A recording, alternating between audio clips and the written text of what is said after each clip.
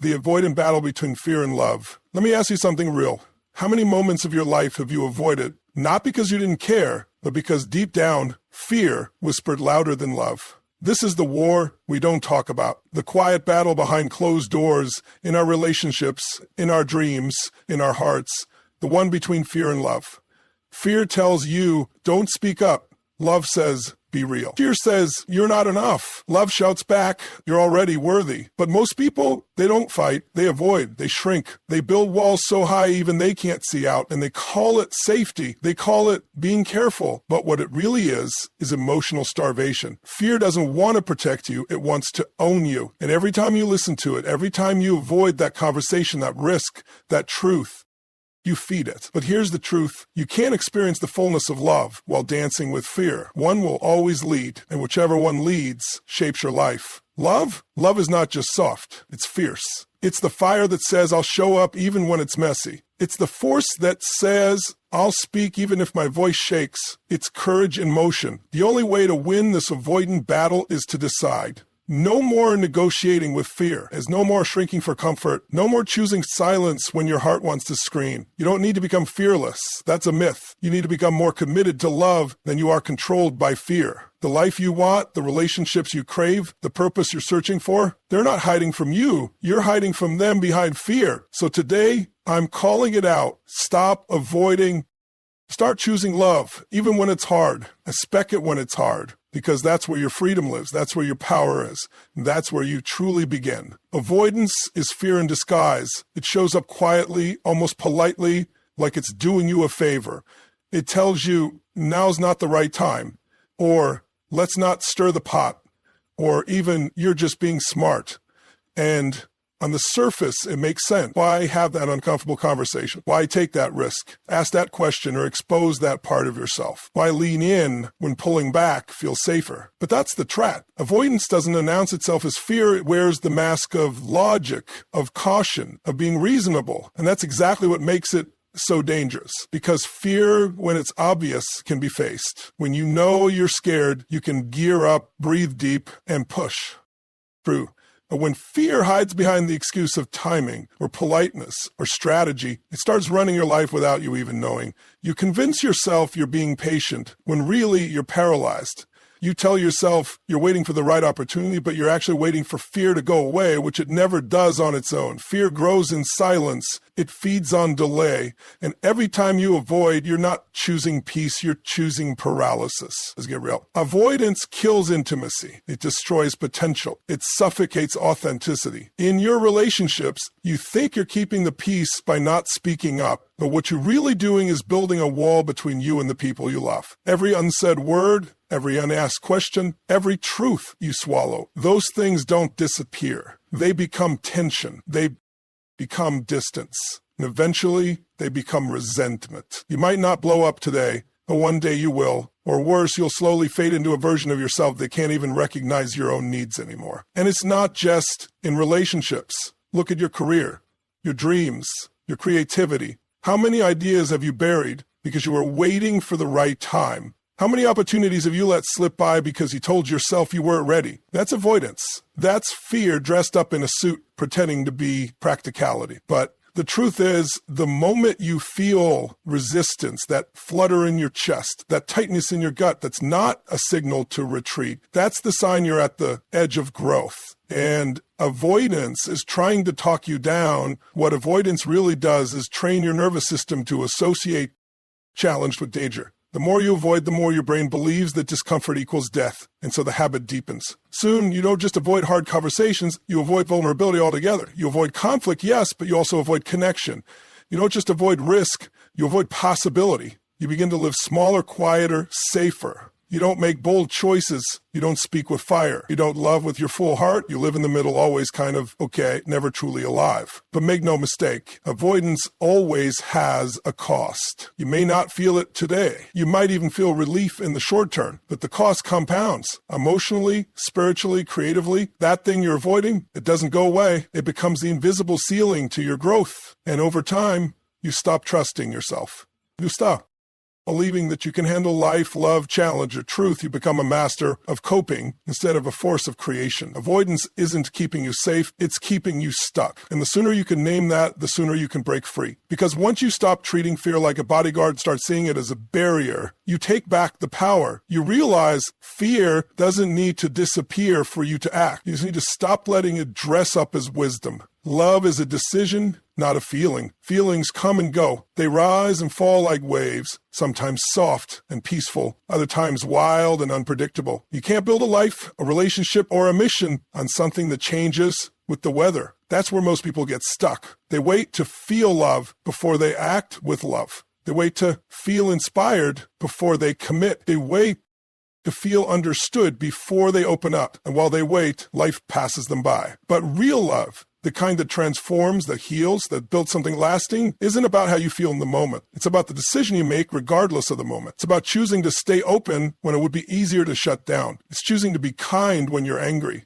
to listen when you feel defensive, to lean in when everything in you wants to run. That's not emotion, that's choice, that's power. Think about it. The strongest people you know aren't the ones who are always feeling good. They're the ones who act from love even when life isn't giving them any warm fuzzies. Parents who show up for their kids when they're exhausted. Partners who choose to be present when it would be easier to check out. Friends who tell you the truth even when it's uncomfortable. Leaders who keep serving, keep pushing, keep giving because they've decided that love is the standard, not the reward. You can't trust feelings to lead you to your highest self. Feelings are reactive. They're shaped by what's happening around you. If someone praises you, you feel good. If they criticize you, you feel hurt. If things are going well, love flows easy. But what about when they don't? What about when it's hard, when it's boring, when you're triggered? If you wait for the right feeling to love, to forgive, to act, you'll spend your life on pause. Love as a decision is what anchors you when everything else shakes. When the storm hits, when the fear creeps in,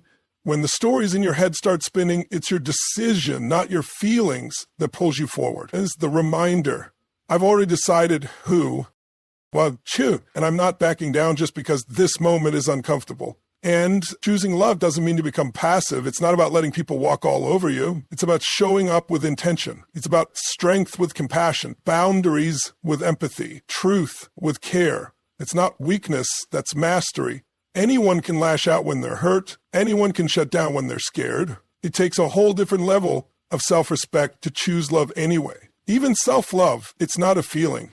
It's a daily decision to show up for yourself, even when you're not in the mood. It's choosing to rest when you're tired, to say no when it's necessary, to challenge your own BS when you're playing small. It's not a bubble bath or a pep talk. It's discipline. It's devotion. It's deciding I matter and I'm going to act. Like it. The people who live with fire in their eyes, who radiate energy, who create connection wherever they go, they're not lucky. They're not always feeling great. They've just decided that love is the lens through which they see the world, that love is the filter for their choices. And they don't always get it perfect, but they show up anyway, again and again and again. Love isn't something you fall into. It's something you step into consciously, boldly, daily, no matter what the world throws at you. That's where your power lives, not in how you feel, but in what you choose despite the feeling. You feed what you follow. It's a simple truth, but one that carries a lot of weight. Every single thought, every action, every belief you nurture grows stronger. The energy you give to something, whether it's fear, doubt, love, or purpose, is the energy that multiplies in life. You spend all your time focusing on what could go wrong, on the risks, on the reasons you can't. Guess what? That's what your mind gets good at. That's the reality you start to live in. On the flip side, if you feed your growth, your courage, your willingness to be vulnerable, you'll see those qualities flourish too. Most people don't realize how much power they give to fear. Every time you hesitate because of the what ifs, you feed that anxiety. Every time you second guess yourself or avoid a decision because you're worried about the potential failure, you're telling your mind that fear is something to listen to. And the more you listen to it, the louder it gets. It doesn't just stay where it is. It grows, it amplifies, and it becomes a bigger voice in your head. The same goes for doubt. When you allow self-doubt to take root, it keeps All right. Doubt isn't just one little thought. It spreads. It attaches itself to your decisions, your actions, your relationships, and soon it becomes the filter through which you see the world. It becomes your default. But this works both ways. You have the same ability to feed the things that empower you. When you feed your belief in yourself, when you take actions that affirm your strength and your worth, you begin to strengthen those qualities inside of you. That's the nature of your mind and energy. What you give attention to becomes your reality. It doesn't just disappear. It doesn't go away when you ignore it. If you feed it, if you focus on it, it grows in size and significance. Your capacity for courage, for resilience, for joy, can all expand in the same way, but only if you commit to nurturing them. It's easy to feed fear because it comes the media awards. It protects you from what it perceives as danger. It feels like it's keeping you safe, and in the short term, it can give you a sense of security. But what's important to understand is that security is an illusion. Fear gives you comfort in exchange for stunting your growth, for keeping you small. It tricks you into thinking you're avoiding pain, when in reality, you're avoiding potential. Every time you choose to shrink back because of fear, you rob yourself of the chance to expand into something greater. Meanwhile, love feeds growth. It invites vulnerability, creativity, risk, and connection. Love, whether it's for others, for yourself, or for your dreams, is a force that pulls you forward. It encourages you to be bold, to show up even when you're scared, to keep moving forward despite the odds. When you feed love, it gives you the power to take risks because you trust that no matter what happens, you can handle it. You trust yourself, your resilience, and your ability to navigate any challenge that comes your way. This isn't blind optimism. It's the strength that comes from love for yourself and the life you're building. But it's not just about choosing love over fear. It's about understanding how these two forces influence your life on a deeper level. When you allow fear to dictate your decisions, you're not just holding yourself back in one moment. You're building a pattern of avoidance. You're reinforcing a belief that fear is the right way to respond to challenges. Eventually, that becomes your default mode. But when you choose to follow love, you're creating a pattern of growth. You're creating a rhythm of stepping into your highest potential, of taking risks, of doing what's hard because you believe that on the other side, there's something better waiting for you. That belief doesn't just stay in the realm of thoughts. It manifests in your actions, in your relationships, and in the way you show up in the world. And remember, you are always feeding something. Even when you're not actively choosing, you're still feeding something. If you're avoiding, if you're passively letting life happen, you're feeding fear. You're stuck in patterns of self-doubt, you're feeding doubt. It's only by consciously choosing what you want to nurture that you can take control of your life and your future. What you follow determines what you become. What you feed will determine how far you go. So ask yourself, what are you feeding today? Are you feeding your fear, your doubt, and your limitations? Or are you feeding your courage, your dreams, and your love? Your life will reflect your choice. Fear whispers, love roars. It's a distinction that separates those who live in limitation from those who live in liberation. Fear doesn't scream at you. It doesn't shout, "Don't do it," in bold letters across your vision. No, fear operates quietly, subtly, with a whisper, a nudge, a little voice in the back of your mind telling you to hesitate, to hold back, to play it safe. What if you're not good enough, it asks. What if you fail? What if people laugh at you? What if they don't understand? And in that soft, insistent murmur, fear has the power to keep you small, keep you quiet, and keep you from stepping into your potential. The thing is, when you're listening to fear, it feels rational. It feels like common sense. It says, why risk it? Why put yourself out there? It's safer to just keep things the way they are. And the longer you listen to that voice, the more convincing it becomes. It's not just a thought, it becomes a part of your identity. You start to believe that fear is your protector, your guide, the voice of wisdom that keeps you from harm. But here's the trap. Fear doesn't keep you safe. It keeps you stuck. It keeps you from experiencing life, from growing, from expanding into the person you were meant to become. Fear keeps you in the realm of what could happen instead of allowing you to experience the fullness of what is possible. Love, on the other hand, doesn't whisper. Love roars. Love speaks with passion, with power, with unwavering confidence. Love is the voice that says, even when it's scary, I'll show up. Even when I'm afraid, I'll take action. Even when the world seems uncertain, I believe in myself. Love doesn't tell you to retreat when things get tough. It tells you to push through, to lean into the discomfort, to grow. It is the fire that fuels you when fear tries to paralyze you. It is the belief that something bigger is waiting on the other side of the challenge, and it's worth every step of discomfort to get there. Love is that driving force that makes you act even when you're scared. This doesn't mean love is always soft. Love is not the easy choice.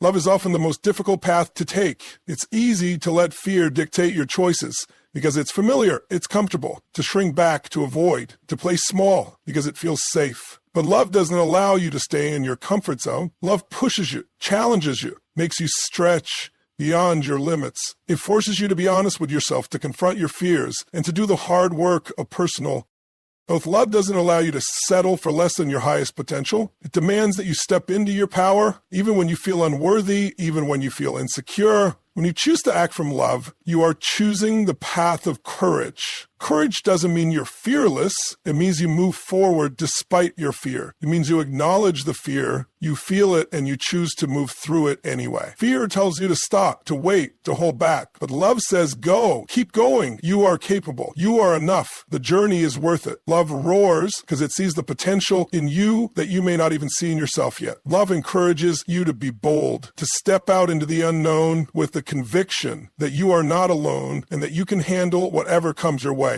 Fear holds you back. It keeps you in the past, afraid of repeating mistakes or failures. But love propels you forward, making you willing to try again, to fail again, and to rise again. Fear makes you play small, hide parts of yourself, avoid challenges. Love makes you rise to meet those challenges head on, fully present and fully engaged. It pushes you to become the best version of yourself, to live authentically, to be vulnerable, and to take risks for the sake of something greater than the temporary discomfort you feel. The difference between fear and love isn't just in the way they make you feel, it's in the way they shape your actions. Fear holds you back. It keeps you in a state of paralysis, of hesitation, of wondering what if. But love pushes you forward, makes you act with purpose and passion, even when the path ahead is unclear.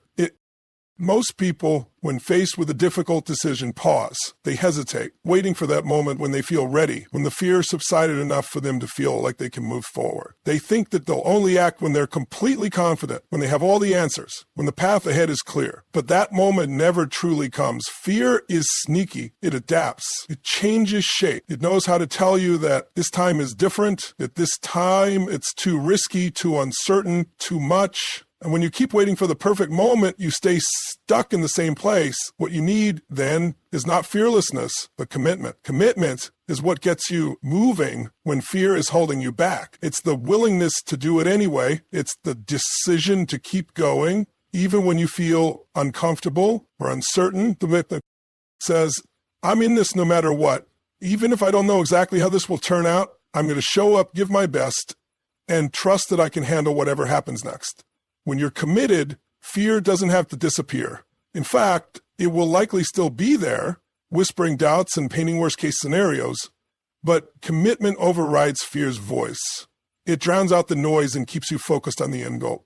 Think about the big moments in your life that have required real growth, whether it was starting a new business, moving to a new city, or having a tough conversation with someone you care about. How many times did you feel 100% ready? How many times did fear not show up to try and convince you not to take that leap? Probably never. But you acted anyway. You acted because you were committed to the outcome, committed to the process, committed to the person you're becoming through the journey. Commitment is not about having everything figured out in advance. It's about showing up with the courage to figure it out along the way. When you commit to something, you give yourself permission to fail, to make mistakes, and to learn. Fear keeps you stuck because it convinces you that failure is something to avoid at all costs. It paints failure as the end of the road, as a sign that you're not good enough. But commitment allows you to see failure differently. It's not an endpoint. It's a lesson. It's a stepping stone to something better. When you're committed, you understand that failure is just part of the process, not the conclusion. You understand that setbacks don't mean you're off track. They mean you're learning, evolving, and getting closer to your goal. The truth is, the only people who achieve anything worthwhile are those who are committed to the process, not just to the outcome. Success is rarely linear. It's filled with twists, turns, obstacles, and unexpected detours. Fear will always try to tell you to quit when it gets hard, when things don't go as planned. But commitment is the force that keeps you going, that pushes you to take the next step, even when you're unsure of where it leads. It's the understanding that there's no such thing as a perfect path, that you can handle the uncertainty. When you commit, you shift your mindset from one of waiting and hoping to one of doing and growing. You stop seeking perfection and start seeking progress. Every small step you take, even when it's accompanied by fear, builds momentum.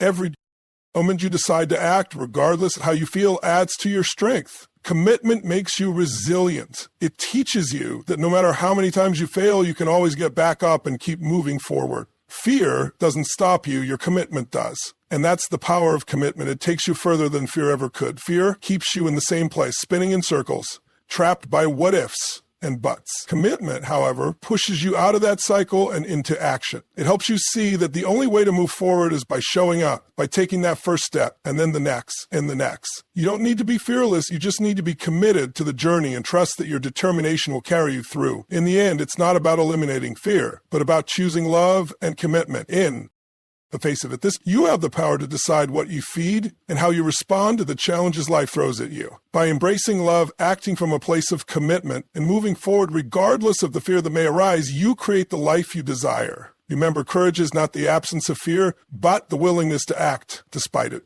Thank you for taking the time to reflect on these truths today. Stay committed to your journey, trust in yourself, and never stop growing. Goodbye and take care.